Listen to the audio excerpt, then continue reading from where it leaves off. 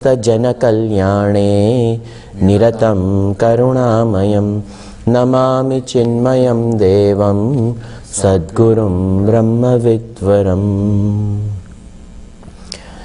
Om Bhadram Karne Bishnuyam Devaha Bhadram Pashyemakshabhirya Jatraha Sthirairange Istuštuvagum Sastanubihi Vyashema Devahitam Yadayuhu Swasti na Indro Vruddhashravaha Swasti na Pusha Vishvavedaha Swasti na Starksho Swasti na Dadatu. Om Shanti Shanti Shanti.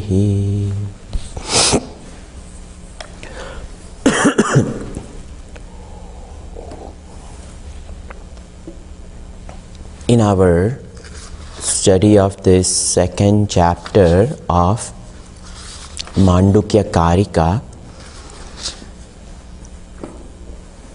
Gaudapadacharya ji, the one who has composed these independent shlokas on the subject matter of Brahman, based upon what is mentioned in the 12 mantras of this Upanishad, Gaudapadacharya ji felt it was relevant and it was important to shed some light on the 7th mantra, which revealed the nature of the highest being.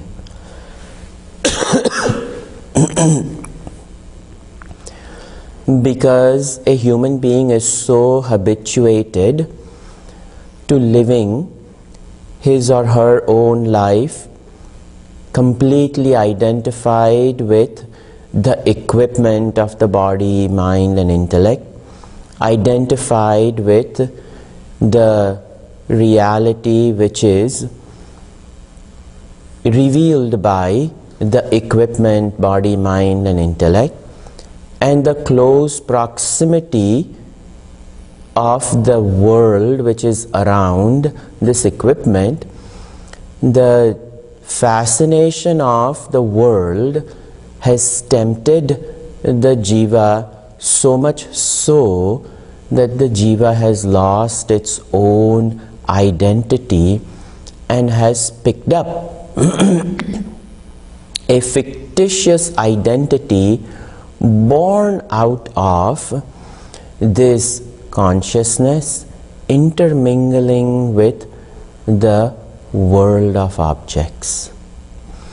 And that confused identity of the embodied soul, the jiva, needs to be fixed.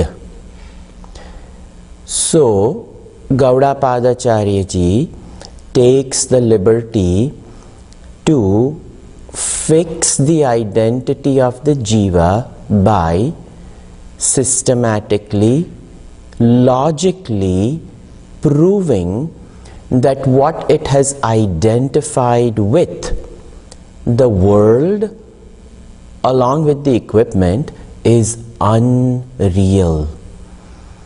Because the definition of the absolute, the highest, is from the relative standpoint, and from the relative standpoint the definition says prapanchopashamam, complete cessation of duality. But the experience of the embodied soul is anything other than that, because duality is ever experienced by this soul. So, in this particular second section, he proves the unreal nature of duality. First 3 shlokas, he proves the unreal nature of dream, because not much deliberation is required to prove to somebody that dream is unreal, because each one of us has a dream experience all the time, but when we wake up we realize that, oh, it is unreal. We know it, yet every day we enter that dream. So we know the unreal nature of the dream. And in the first shloka, Gaudapadacharya ji takes the Anumana Praman that because it is inside and it is enveloped by the equipment, mind and intellect, and when this equipment regains its identity from the waking standpoint, it realized that inside it had created some imaginary world, and the inside created imaginary world is just that, and imaginary. And that is why it is said Vaitatya Sarva Bhavanam. All objects are imagined. They are imagined in swapna, in dream, and thus is the declaration of wise, but also the experience of the unwise. All of us also have this experience that yes, the dream had a seeming reality when I was dreaming, but when I woke up, the dream is not. So, why is it not? Antasthana tu bhavanam samvrutatvena hetuna. It is inside, it is confined by the very limitations of mind and intellect. First proof he gives that it is inside and it is limited. Second shloka says adirghatvacha kalasya gatva deshan na pashyati. Second is that there is a constriction of time, adirgha, adirghatvacha kalasya. Kala, time, has shrunk, and science also proves that an average REM sleep, the rapid eye movement sleep of the dream state, is no more than minute and a half of an average human being. The average is taken to be 1.5 minutes, and in that 1.5 minutes we go to far off places, and we go to far off places, but we come back in that same spot and we wake up in the same bed that we have gone to sleep in. And in that little time, far we go. In that little time, great amount of time is experienced. Sometimes multiple generations are seen. I'm born, I mature, I age, I see the children grow and age, all in that 1.5 minutes, everything is seen. And thus, over here, it is said that this is a pratyaksha praman, a direct experience that in reality, when I wake up, I cannot go to far off places in 1.5 minutes. Neither can I experience a whole generation in that one night dream, and thus we reject the validity of the dream experience in the waking state, that the time has played a game on us, and thus adirghatvacha kalanam, and deshanta, that far off places and the objects also exercise their limitations. In far off places, I don't wake up in the far off places with the far off objects, and in such ways the dream is rejected as unreal, known as mithyatva. Then the third is, it may be my experience that I am rejecting, but the scriptures should also be along the same line. Because if my experience is something different than scriptures, then I would lose my faith in scriptures. And if whatever scripture says I cannot follow up, even then I lose faith in scriptures and the teaching of it. Why would I want to follow it then? So the third shloka comes and says that not only is it our experience, but the scriptures also conclude abhavascha rathadinam shruyate nanya purvakam.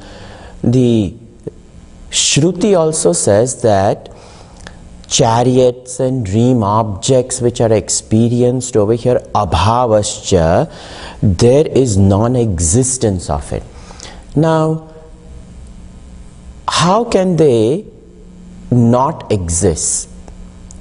So, because I saw a chariot, in the dream, the chariot should exist. So, the chariot existed in the dream state. The dream city existed in the dream state. But the chariot, upon waking up, does not emerge from the dream and come out and become an experience in the waking state. So the scripture says that the chariot was there. The chariot was experienced in the dream, but that chariot, upon waking up, lost its reality. And when an object is seen, is experienced, but then it loses its reality, scriptures refer to that object as mithyatva. Its existence was there, but it was a seeming existence. It was not an absolute existence, and because of that it is said abhava, absence. And this absence is referred to as mithyatva or vaitatya, illusion. Because a non-existent object can never ever be experienced. So scripture says that yes, it is experienced, but it is not real, because it doesn't continue to exist. It has a temporal existence of the duration of the 1.5 minute of the dream. Thus the Shruti also says Vaitatyam tena vaipraptam swapna ahur prakashtam. Therefore the seen dream, even though seen, even though experienced, is unreal. And this is what is established in the first three shlokas. Fourth shloka comes and says, therefore the waking state is also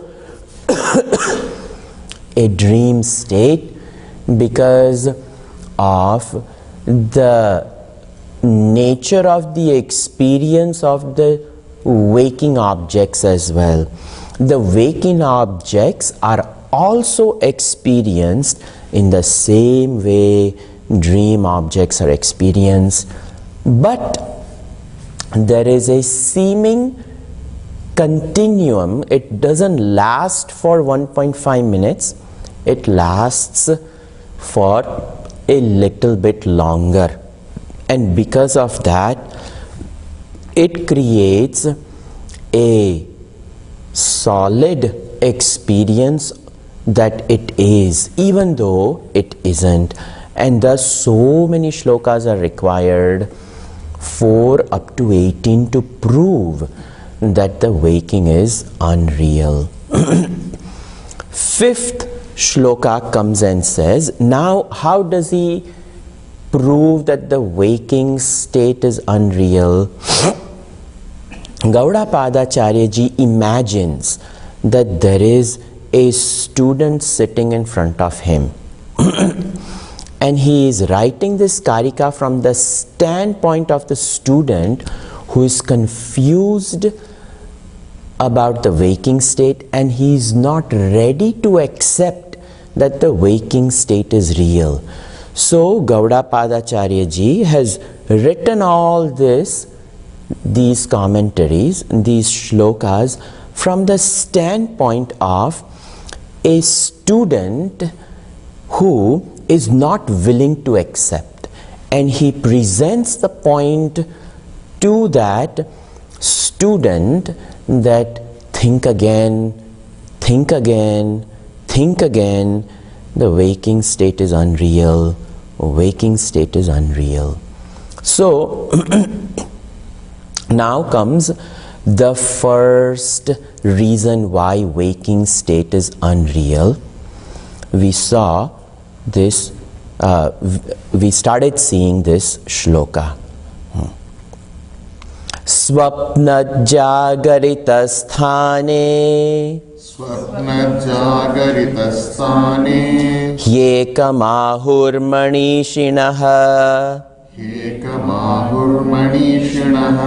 Vedanam hi samatvena Prasiddhenaiva hetuna.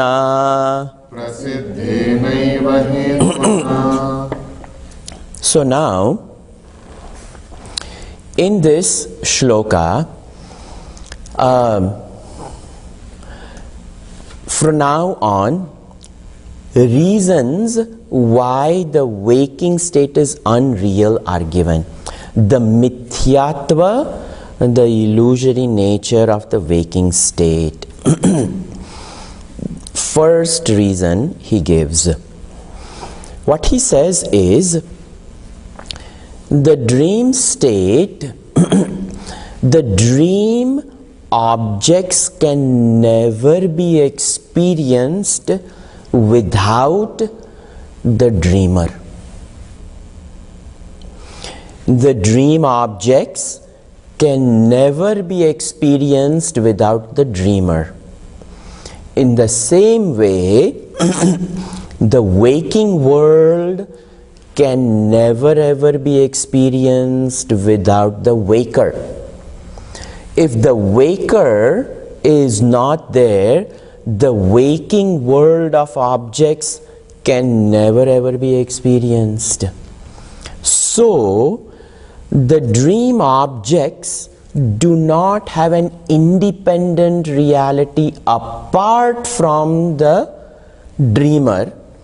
In the same way, the waking objects do not have an independent identity or existence apart from the waker. Thus, the dream world and the waking world has a dependent existence, and the dependent existence, it is dependent upon the seer who is seeing.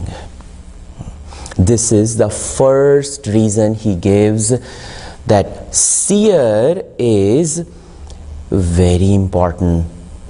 Without the seer, there are no seen objects.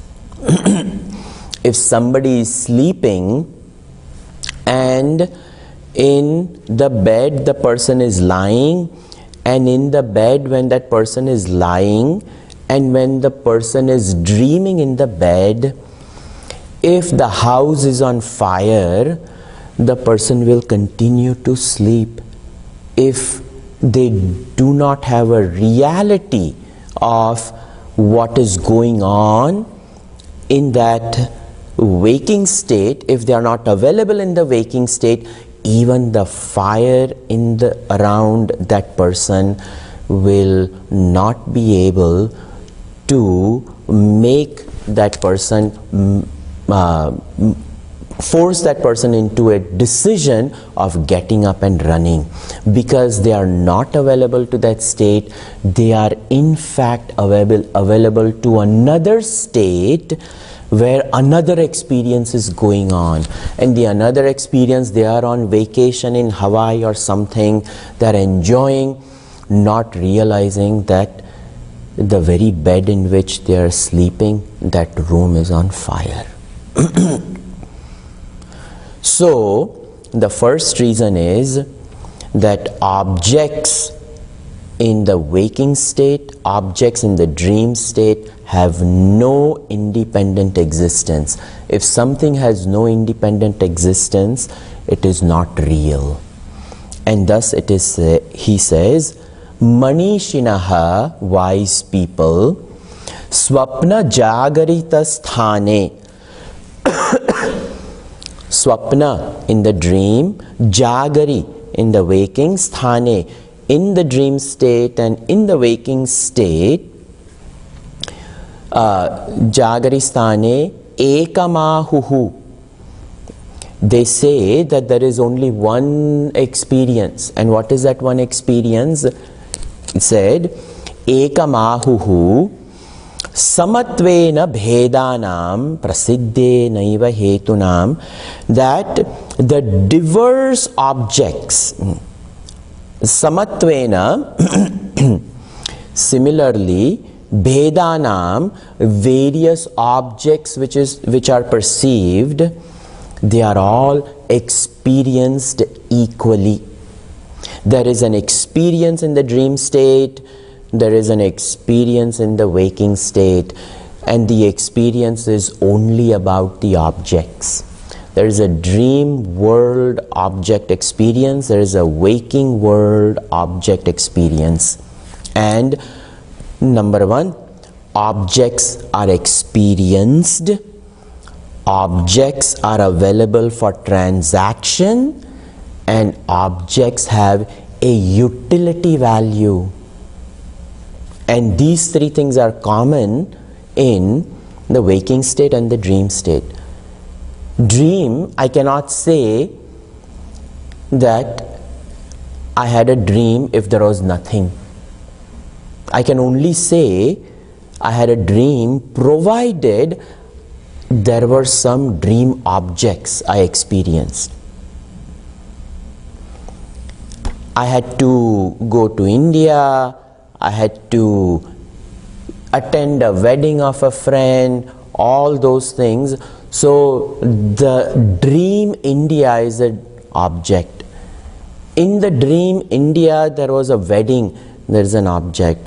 It is a wedding of the friend. I met extended friends I had not seen for 20-30 years. All of them are nothing but objects. So there is a very real experience in the dream state about all those people I met, the event that I attended, and the place which I went to. I cannot deny it. It was an experience. So dream objects are experienced.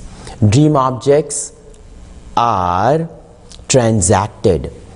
Some friends who I was really close to, I caught up with them. I even said, after the wedding, let us go out and hang out and have a good time, going out to dinner, whatnot. Some people I had close transaction with. Some people it was high and by. So the objects are available for transaction and the utility value. Why did I choose to spend exclusive time with this friend? Because it was a close friend.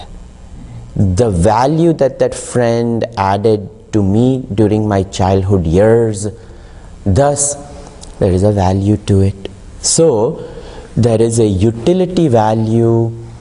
That person gave me happiness, that object gave me happiness, whatnot. In the same way, the waking world also, the waking world is filled with the waking world objects.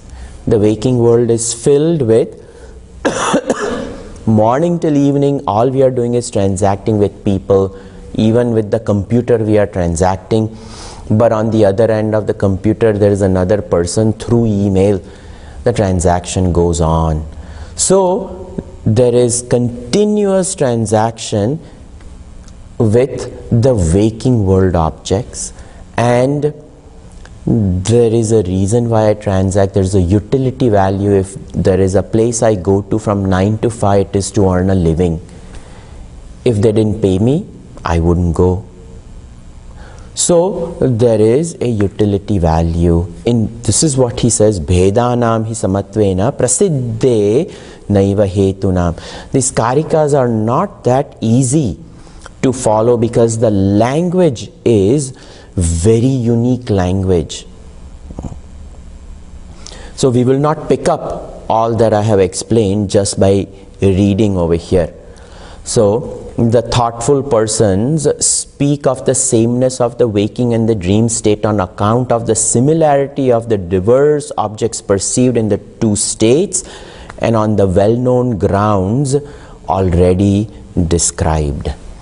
So first is Shankaracharya ji in his commentary, he says grahya grahakatvena hetuna samatvena, that there is grahya, the object perceived, grahaka, and the person who perceives the object. So there is a relationship established between the waker and the waking object, the dreamer and the dream object, and Shankaracharya ji uses the word grahya grahaka. He says prasiddhe naiva bhedanam grahya grahakatvena hetuna samatvena swapna jagarite sthane ekayoho iti ahuhu vivekinaha iti purva pramana siddhasya eva phalam. Wise people have declared that both in the dream and the waking, in the experience of the waker and the experience of the dreamer, impossible without the waker and the dreamer. Thus, it is the waker and the dreamer relationship which is dependent upon the objects depend upon the perceiver to validate their presence. First reason he proves, waking state is illusion, dream state is illusion. In dream, objects have dependence. Same thing, waking state also objects have dependence. When I go from waking state to dream state, I give up all my waking states. I can have one set of parents in the waking state, but in the dream, have another set of parents and family and experiences. All things are possible. So objects are objects are experienced, and the experience is impossible without the experiencer. Thus the experiencer is what is important and not the experienced objects, because they keep on changing. First reason. The second reason the second reason why dream and waking are illusion. This is a very famous shloka. Adavante cha yannasti Adavante cha yannasti vartamanepi tattatha Vartamanepi tattatha vitathai sadrusha santah Vitathai sadrusha santah avitatha iva lakshitaha. Avitatha iva lakshitaha. This is a very famous shloka of Gaudapadacharya ji. It is oftenly quoted in so many places to prove the unreality of waking state and dream states. He says, Adau ante cha yan nasti. Adau, in ante, in the end, if it is not vartamanepi tathata, then in the middle also it is as good as it is not there. For example, 100 years ago this body was not. So in the 15th, 16th, 17th, 18th century this body was not there. And in the 24th, 25th, 26th century coming up, it is for a fact not going to be there. So this body has a temporary existence. So if it has a temporary existence, it is called Vartaman Kal, the present, Vartamanepi tattatha. Then it is as good as it is not here even now. If something is not there in the beginning, if something is not there in the end, and if it is here, bound in time, that is not absolute, because it is going to go away. And if something is going to disappear, how can I find security in something which is temporary? I can never find security in something which is temporary. So he proves that all objects in the waking state have arrived. All objects in the waking state disappear. Then the waking experience has to be taken with a pinch of salt. I cannot derive permanent happiness from an impermanent object. Not possible. There is no permanence of the objects. In the dream we all know. We wake up and immediately we don't cry when the dream is over, that I'm woken up over here in Austin, it was so nice over there in Hawaii, it is over. For 1 minute we feel, okay, back to the rut of Austin. But we don't cry over it, we all know it was unreal. It was a nice, unreal experience. And we also cannot plan.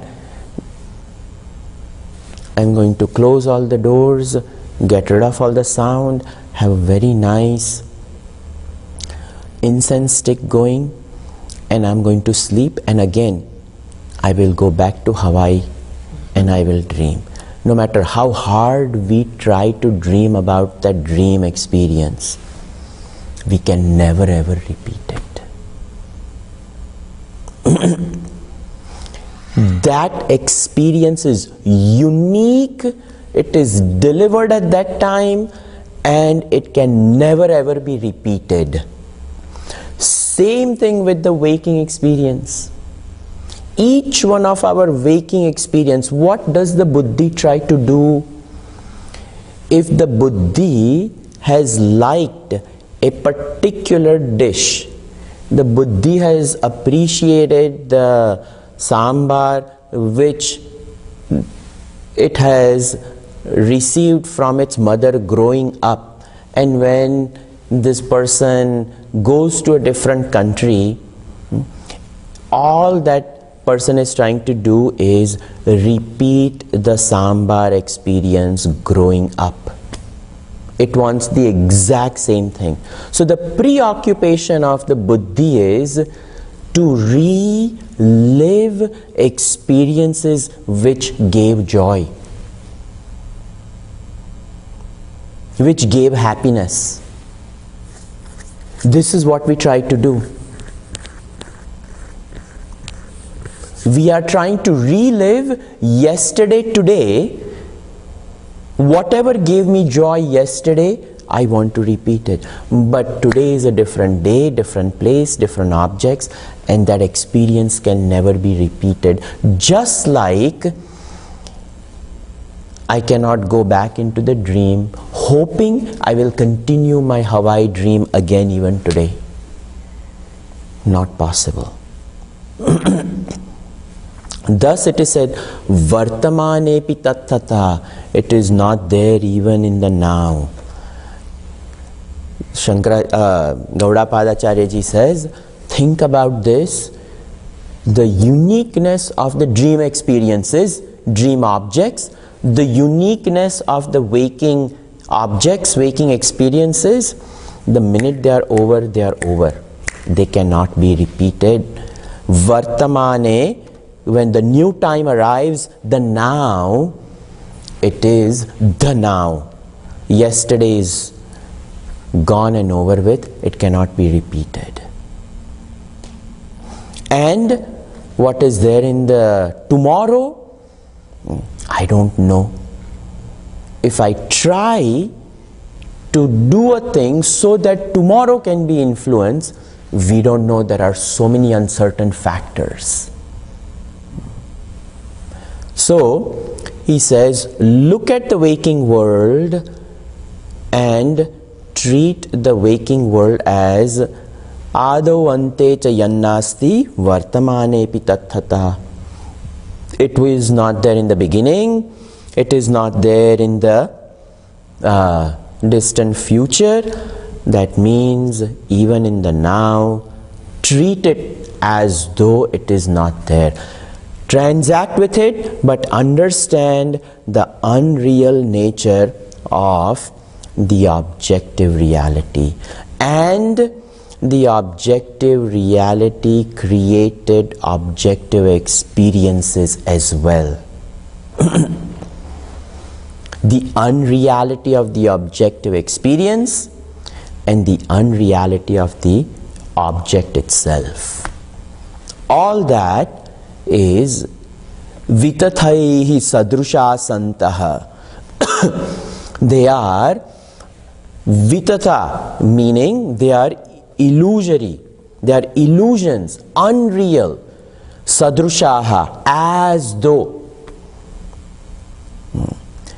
Why is he putting as though? Because our experience is that it is real, it is real, it is real. Avitatha iva lakshitaha, but it is as though it is avitatha, it is as though it is real, as though it is giving joy to me, as though it is contributing to my happiness. But he says in reality it doesn't. So experientiability, whatever that word is, the ability to experience the dream state and the ability to experience the waking state, the understanding that they are both impermanent. The impermanence of the experience of the waking state and the experience of the dream state over here is common to both, and that is mithyatva. It is a illusion, temporary. Both are appearances, and appearances cannot be absolute, appearances cannot be real, appearances are temporary, and that temporariness cannot be my nature. And thus appearance cannot deliver a fact, appearance cannot deliver permanence, and thus it is appearance. Now the third reason why the objects of the waking state, the objects of the dream state, why is the waking state unreal? Now Gaudacharya ji is imagining a student in front of him, and the student is thinking, how can you say that the waking state is unreal? He's imagining various questions that crop up in the intellect of the student. He's trying to explain to the student why waking state is unreal. So he's trying to answer a student who is thinking, okay, these experiences you are saying are unreal. These objects are unreal because they are not there in the past. They are not there in the future, so necessarily in the present they are not there. But he says the objects deliver a purpose, and the purpose of the object is, if I'm hungry, food will satiate my hunger. If I'm thirsty, water will quench my thirst. So, what is important about this experience is the utility which is derived from the objective reality. That the utility is real. How can you say the objects are unreal, the waking state is unreal? Because this, you may call the unreal water, it has quenched my thirst. How can this water be unreal? This is the contention that the student brings up. So he says,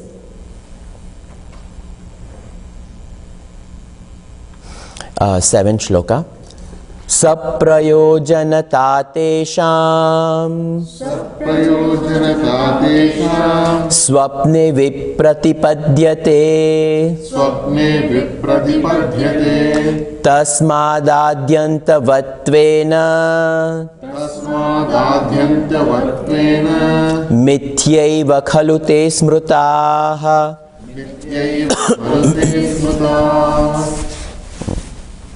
So Gaudapadacharya ji says, he gives an answer to this. The student says that if I'm hungry, food will satisfy my hunger. If I'm thirsty, water will quench my thirst. So these objects are very real because they deliver an experience which is undeniable. So to that Gaudapadacharya ji says, okay, yes, if you are hungry, you eat food, the hunger will be gone. You are thirsty, you drink water, and your thirst is quenched. Let's suppose you ate so much, you had full meal, and after that immediately, because you have eaten so much, you go to bed. You need to take a siesta. And in the siesta, while you are sleeping, you can have a dream. You can wake up in the dream world. You can dream that you are in Ethiopia in a famine and you are starving out of hunger, but you've just gone to bed with full stomach. So the waking hunger is different than the dream hunger. The waking food cannot satiate your dream hunger. The waking thirst cannot be quenched by the dream water, or the dream thirst cannot be quenched by the waking water. There is a contradiction of the two realities, and because there is a contradiction of the two realities, which reality is real? And which reality is real to whom? So, because there is a mutual negation and contradiction of this, both are unreal. And that is what he says, Swapna saprayojanata tesham saprayojanata tesham, the utility value of the hunger, food, water, all that, tesham swapne vipratipatyate, the waking hunger will not be taken care of in the dream, and similarly dream in the waking. Tasmat adyantavantatvenaiva, therefore even the utility has a beginning and an end. And adyavantatvena, even the utility is bound by the beginning and the end. Your hunger had a beginning and your hunger came to an end. But the waking hunger had a beginning in waking state, and the waking hunger came to an end only in the waking state. The waking hunger cannot come to an end in the dream state. It's a very subtle point he is making over here.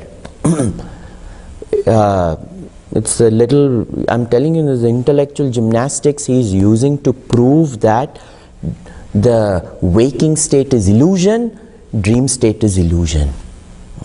So even the utility value of various objects have a beginning and an end.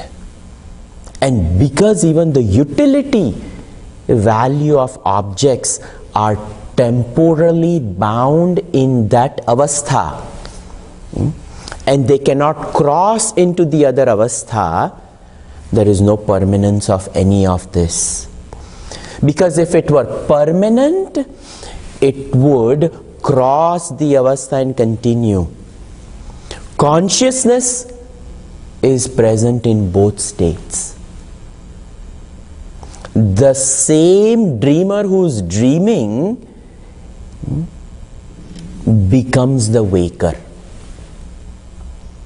And the same waker who is awakened and has waking experiences, the same waker becomes the dreamer.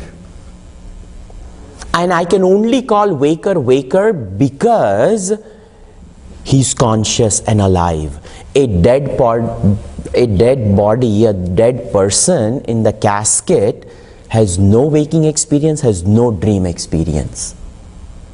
Because consciousness is not there. Body is there, no consciousness. So consciousness crosses over from one state to the other, but the utility value of the objects and the objects cannot cross over. And that means they are temporary. It is not permanent. But consciousness is independent. And thus he proves over here, if you read this, the objects of the waking state serve no purpose in the dream state, being contradicted. Therefore, these objects are associated with beginning and end. Hence, these are illusion. Okay, now another objection, another student is sitting over there. So, different reasons why the waking world is illusion. So far we've seen 3. First is the dependence upon the subject. The objects have no independent existence apart from the subject. Thus, the subject alone is real and the objective reality is unreal. First. Second one,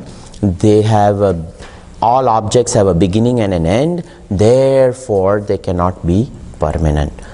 Third, the utility value of the objects also have a beginning and an end, thus they cannot be permanent. You have to keep tabs of all of this and mentally keep a note so that, see, this helps us meditate. Otherwise, what are we going to do with eyes closed? How am I Atma? We have to prove to ourselves that I am Atma so that this becomes silent and we can go over there. This is called the path of knowledge.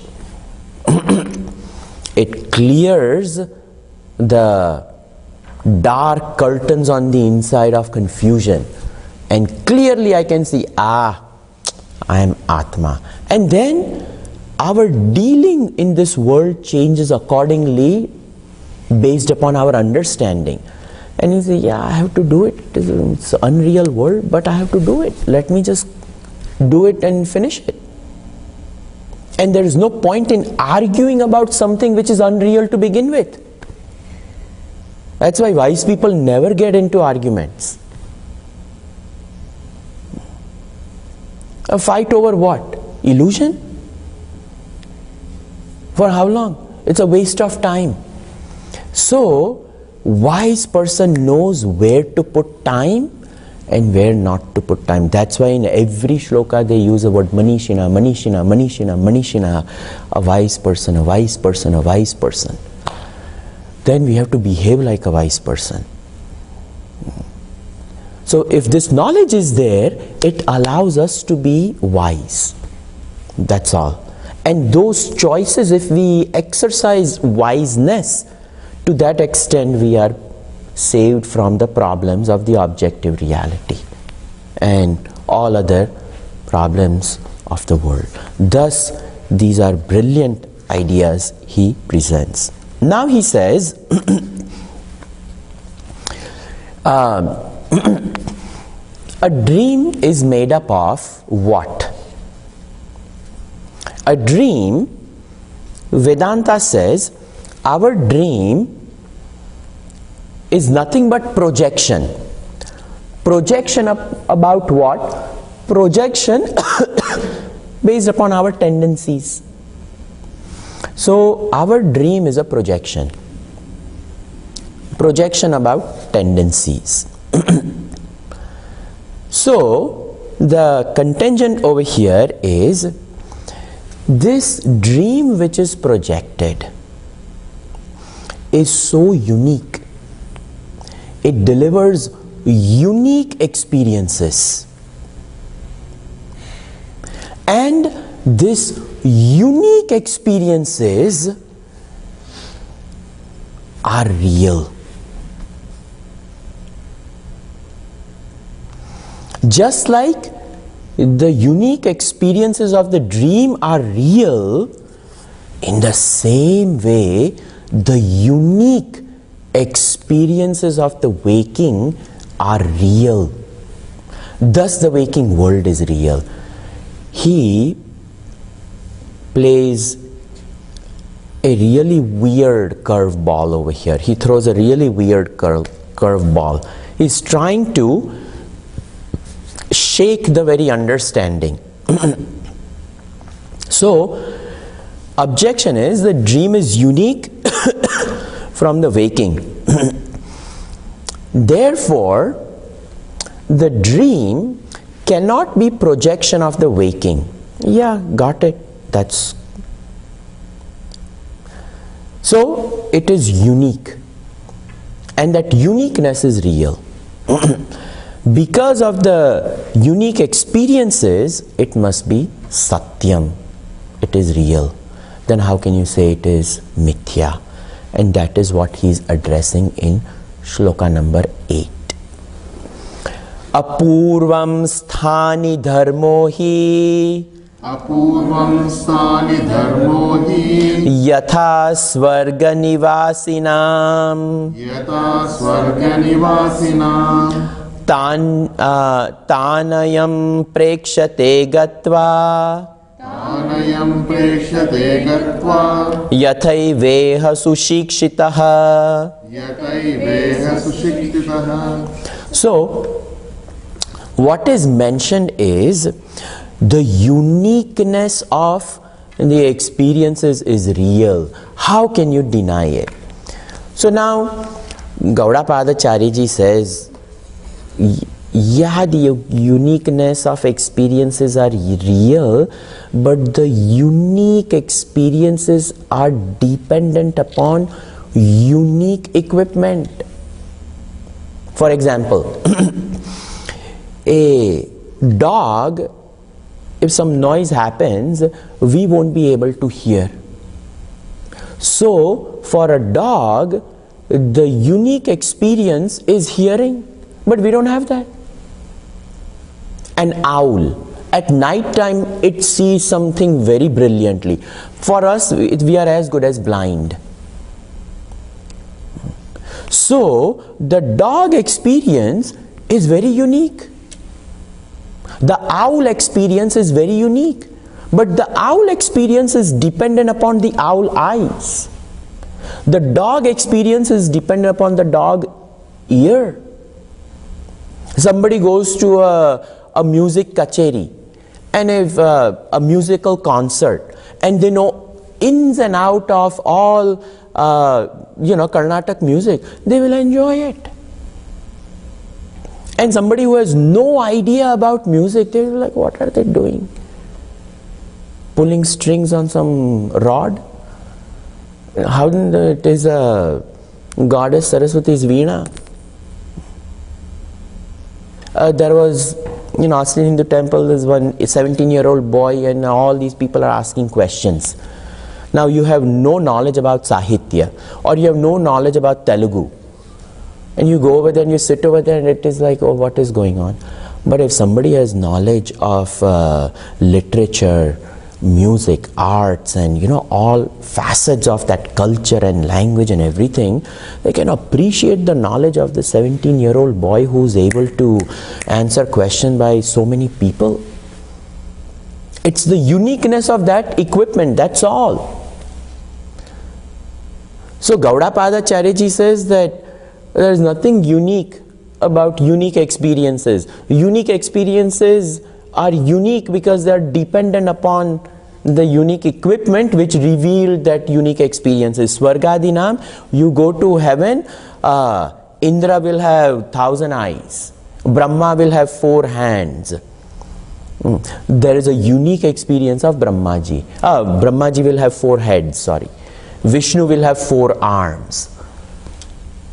That's all. But that same Vishnu, when he comes over here as Rama, he will only have 2 hands. So his Rama experience is very different than Vishnu experience. So he said, don't get yourself confused about that the uniqueness of experiences are still the uniqueness of the equipment. That's all. Some of us have a very amazing ear, and our world will be very different. We will be hearing music and this and that. Some people have amazing sight. Some people have amazing olfactory senses. That's all. Talent, various talent. What all people can do with the TV shows about talents as well. What all things people can do. It is a uniqueness of that equipment, nothing else. That's all. So that is what he is refuting over here, that uniqueness of experiences is dependent on the equipment of experiences. So existence of the world depends upon the observer utilizing the equipment to observe the world. That's all. If the equipment is woman, it will be a woman experience. If the equipment is male, it will be a male experience. That's all.